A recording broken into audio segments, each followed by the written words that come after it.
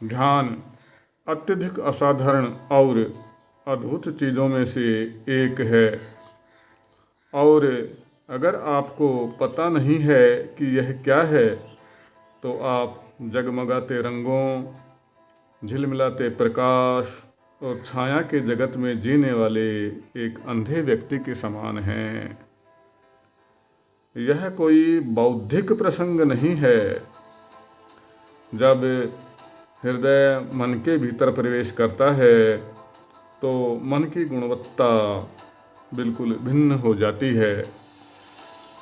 तब मन वस्तुतः असीम होता है, न केवल अपने सोचने, विचारने और कार्य करने की क्षमता में, बल्कि एक अनंत विस्तार में जीने के अर्थ में भी, जहाँ आप हर चीज़ का हिस्सा होते हैं।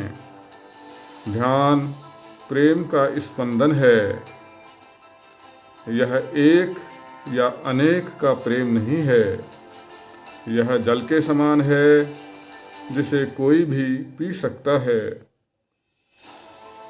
यह जल सोने के पात्र में रखा हो या मिट्टी के, लेकिन यह कभी खत्म होने वाला नहीं है।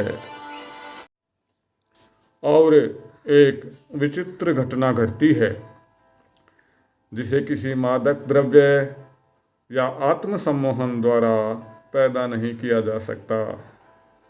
कुछ ऐसा घटित होता है मानो मन स्वयं अपने ही भीतर प्रवेश करने लगा हो। सतह से चलकर तब तक अपने भीतर गहरे से गहरे उतरता चला जाए जब तक गहराई और ऊंचाई अपना अर्थ न खो दें और हर तरह की सीमा समाप्त न हो जाए। इस अवस्था में पूर्ण शांति विराजती है। संतोष नहीं, जो इच्छा पूर्ति से प्राप्त होता है, बल्कि एक ऐसी शांति जिसमें सौंदर्य, व्यवस्था और गहनता है। और यह कोमल और नाजुक इतना है कि इसे आप एक फूल की तरह मसल कर नष्ट कर दें, परंतु यह अपनी असुरक्षा और सुकुमारता के कारण ही अनश्वर और अविनाशी है। यह ध्यान दूसरे व्यक्ति से नहीं सीखा जा सकता। आप इसके बारे में कुछ नहीं जानते। यहीं से करनी होती है शुरुआत, और तब यात्रा करनी होगी निर्दोषता से निर्दोषता की ओर।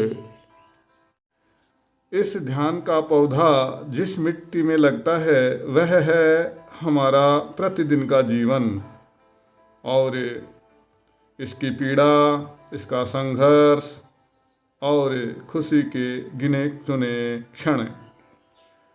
एक ध्यानी मन को अपने ध्यान की शुरुआत यहीं से करनी चाहिए और इसमें व्यवस्था लाकर फिर एक अनंत यात्रा पर निकल पड़ना चाहिए।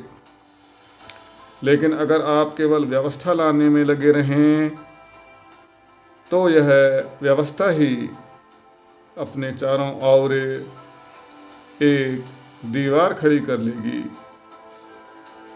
जिसमें आपका मन कैद होकर रह जाएगा।